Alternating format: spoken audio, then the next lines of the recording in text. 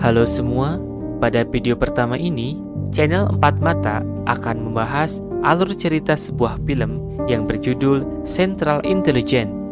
Central Intelligence adalah sebuah film komedi aksi Amerika yang disutradarai oleh Rawson Marshall Thurber dan ditulis oleh Thurber, Ike Barinholtz, dan David Stetson.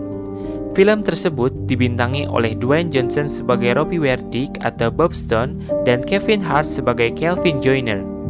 Film ini dirilis pada tahun 2016. Film ini menceritakan tentang seorang lelaki yang dibully habis-habisan sewaktu SMA dan melakukan transformasi yang begitu luar biasa sehingga membuat ia berbeda 180 derajat pada 20 tahun kemudian. Ingin tahu bagaimana ceritanya? Simak pada video berikut ini. Tapi sebelumnya kami beritahu dulu bahwa video ini adalah video spoiler film. Jadi apabila kamu hendak menonton secara keseluruhan film ini, ada baiknya untuk stop video ini sekarang juga. Tapi apabila tidak jadi masalah, silahkan saja lanjutkan. Oke? Film dibuka dengan scene yang menunjukkan 20 tahun lalu bertempat di sebuah SMA. Tepatnya di sebuah ruangan loker laki-laki, di mana di dalamnya ada seorang laki-laki gendut sedang mandi sambil bernyanyi dan menari-nari. Ia bernama Robbie Werdick. Tak lama kemudian muncul seorang lelaki bernama Trevor dan temannya yang mengintip dan hendak membuli Robbie. Tak lama kemudian Robbie pun dibully oleh Trevor dan teman-temannya. Di tempat lain, ternyata saat itu sedang dilaksanakan pemberian penghargaan bagi para siswa terbaik yang bersekolah di SMA tersebut. Seorang lelaki kulit hitam yang bernama Calvin Joyner, yang lebih populer dipanggil Golden Jet, dipanggil ke tengah lapangan oleh pemandu acara karena ia terpilih sebagai siswa terbaik pada saat itu. Saat Calvin menceritakan kesan-pesan dia dalam bersekolah, tiba-tiba datang dari pintu belakang Robbie Werdick yang dilempar ke tengah lapangan tanpa busana oleh Trevor dan teman-temannya. Rupanya, Robbie dibully habis-habisan oleh Trevor. Robbie pun sangat malu karena acara tersebut ditonton oleh seluruh siswa-siswi satu angkatannya. Sebuah kejadian yang mungkin tidak akan pernah Robbie lupakan seumur hidupnya. Lalu, Calvin memberikan jaket yang ia pakai kepada Robbie untuk dijadikannya alat untuk menutupi kemaluannya yang terlihat oleh semua orang. Robbie pun keluar dari lapangan tersebut. Film berlanjut menuju suasana 20 tahun setelah kejadian tersebut. Nampak diperlihatkan seorang Calvin Joyner the Golden Jet yang dulunya seorang bintang di SMA, sekarang hanya menjadi seorang akuntan di sebuah perusahaan. Calvin juga menikahi Maggie, orang yang semenjak SMA telah menjadi pacarnya. Kendati saat ini mereka belum mempunyai buah hati. Kembali ke kantor, saat Calvin sedang membuka akun Facebooknya di kantor, dia heran karena ada orang yang tidak ia kenal mengirimkan permintaan pertemanan kepada Calvin. Akun tersebut bernama Bob Stone. Calvin pun langsung mengkonfirmasi permintaan pertemanan tersebut. Setelah dikonfirmasi, akun tersebut mengirimkan gambar dan video yang tidak penting dan tidak Calvin sukai. Namun pada akhir pesan, akun tersebut menyebutkan bahwa ia adalah Robbie Werdick, teman masa SMA Calvin yang pernah dibully habis-habisan dengan dilempar tanpa busana ke tengah lapangan dulu. Lalu, Robbie Werdick yang saat ini namanya telah berubah menjadi Bob Stone mengajak Calvin untuk bertemu di sebuah bar. Calvin pun setuju dan berangkat ke bar dekat kantornya untuk menemui Bob Stone. Di sana, Calvin bertemu dengan seseorang yang berbadan besar, kekar, dan juga berotot. Calvin khawatir orang tersebut berniat jahat kepadanya, sehingga ia bersiap untuk menghajar orang tersebut. Namun, siapa yang menyangka bahwa orang berbadan besar tersebut adalah Bob Stone, yang tidak lain adalah Robbie Werdick, teman Calvin semasa SMA yang dulunya mempunyai perawakan yang gendut. Jauh berbeda dengan apa yang sedang Calvin lihat sekarang. Awalnya, Calvin tidak percaya, tapi ketika Bob Stone bicara dan menceritakan segalanya, Calvin pun mulai percaya dan duduk sambil minum bersama. Walaupun pembicaraan mereka sempat terganggu karena ada orang yang mengganggu Kelvin, tapi untungnya atas kekuatan Bob, orang-orang yang mengganggu mereka dapat diatasi. Akhirnya, setelah itu mereka pulang dengan mengendarai motor bersama. Setelah Bob sampai di rumah Kelvin, Bob menceritakan bahwa ia bekerja di luar negeri. Bob bercerita bahwa keahlian Kelvin di bidang akuntan akan membantu pekerjaan Bob yang sedang menemui masalah. Akhirnya, Bob pun menginap di rumah Kelvin. Kelvin pun berhasil sedikit melacak transaksi yang Bob minta untuk dicek. Namun, hal tersebut membuat agen CIA mengetahui keberadaan Bob di rumah tersebut, di mana saat ini Bob Stone berstatus sebagai buronan CIA. Lantas pada pagi hari, datanglah 3 agen CIA datang ke rumah Kelvin dan hendak menemui Bob Stone. Namun, saat dicari ke tempat di mana Bob tidur, ternyata Bob sudah tidak ada. Agen wanita CIA bernama Pamela Harris menceritakan kepada Kelvin mengapa ia mencari Bob Stone, di mana Bob dituduh melakukan pengkhianatan, pembunuhan, dan berniat menjual kode rahasia kepada musuh. Pencarian Bob oleh Harris dilanjutkan dan dilaksanakan di tempat di mana Kelvin bekerja, dengan harapan akan datang Bob ke kantornya, sehingga dapat mudah untuk menangkapnya. Setelah lama menunggu, akhirnya Kelvin menerima telepon dari Bob, dan dia bilang bahwa dia sedang di bawah dan sedang dalam bahaya. Mendengar itu, Harris segera turun ke bawah untuk menangkap Bob.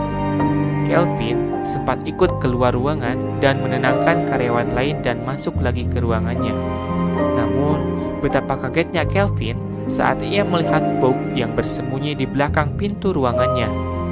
Dalam ruangan, Bob berniat melakukan sabotase untuk membakar gedung tersebut dengan memulai membakar dasi Kelvin agar perhatian orang dapat teralihkan dan dia bisa kabur dari gedung tersebut. Bob mulai menembaki dan menghajar semua agen CIA yang ada di depannya sampai akhirnya Bob bersama Kelvin terjebak dan dikelilingi para agen CIA. Namun, dengan kecerdikan Bob, akhirnya mereka bisa lolos dengan berlari dan meloncat menembus kaca gedung saat alarm kebakaran dibunyikan. Mereka pun selamat dan pergi menggunakan minibus. Saat minibusnya singgah di suatu tempat dan sedang diperbaiki oleh Bob, Bob bercerita bahwa dia sebenarnya dipitnah oleh seseorang bernama Phil. Phil memfitnah Bob seakan Bob membunuh Phil. Sejak saat itulah Bob menjadi buronan agen CIA.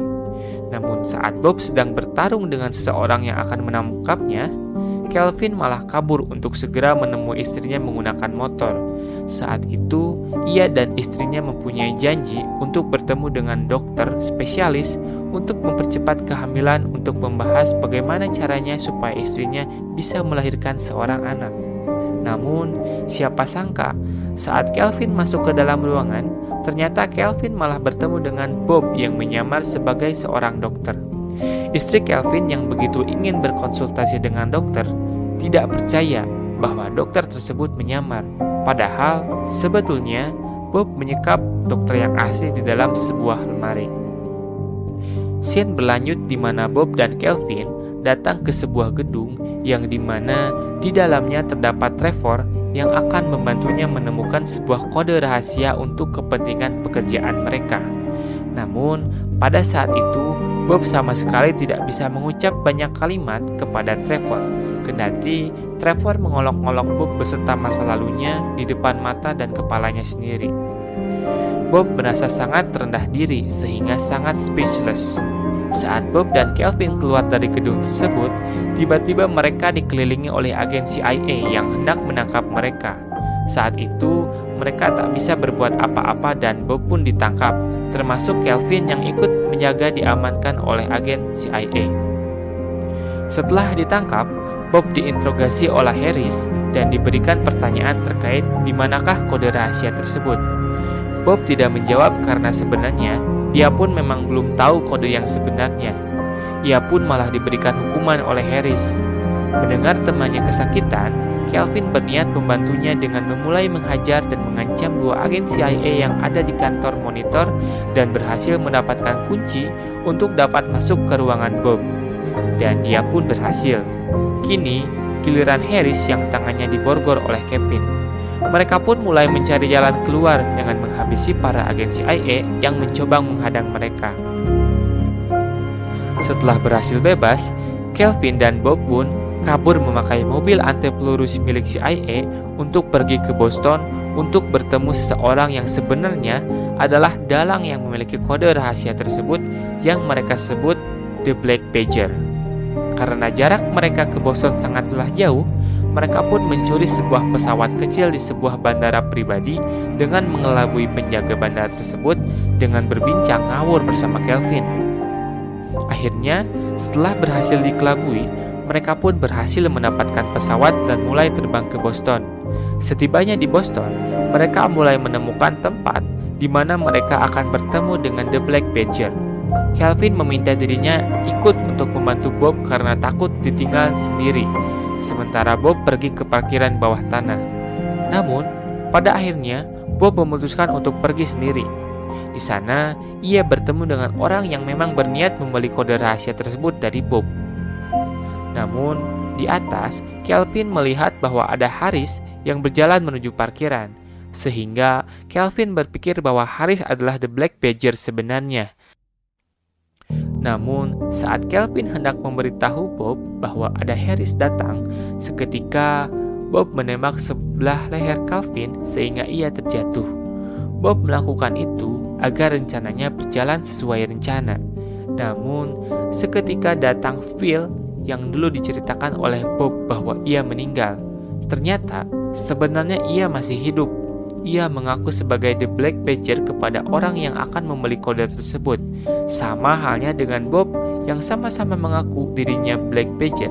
Dan keduanya sama-sama memberikan kode rahasia tersebut dengan melemparkannya. Hal ini membuat pembeli yang merupakan musuh CIA bingung karena hanya ada satu yang merupakan kode asli. Tiba-tiba datang Harris bersama agen CIA lainnya menembaki mereka dan terjadilah baku tembak. Melihat kesempatan itu, Kelvin segera membawa kode yang asli tadi yang sempat dilemparkan di parkiran tadi. Kelvin membawanya ke sebuah jembatan. Namun, Kelvin di sana bertemu dengan Phil dan Phil meminta Kelvin untuk menyerahkan kode tersebut. Sementara di belakangnya, ada Bob yang menyatakan bahwa Phil adalah penjahat yang sebenarnya yang telah memfitnah Bob.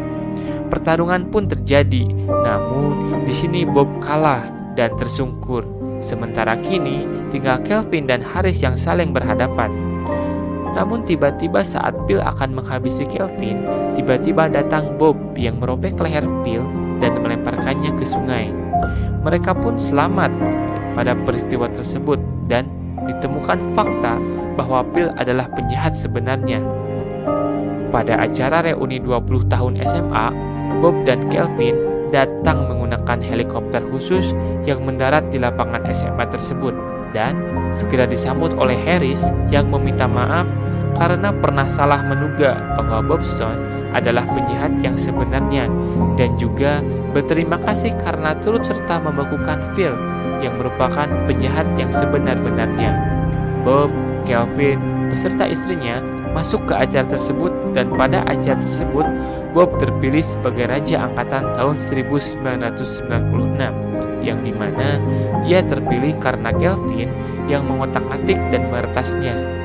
Namun saat ia hendak berjalan ke atas panggung, ada Trevor yang menghadangnya dan mulai mengolok-oloknya kembali.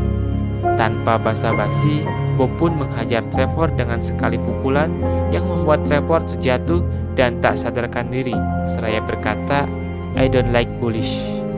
Bob pun berpidato sampai ia bertemu kembali dengan orang yang ia sukai saat SMA dan mereka pun akhirnya dipertemukan dan saling jatuh cinta.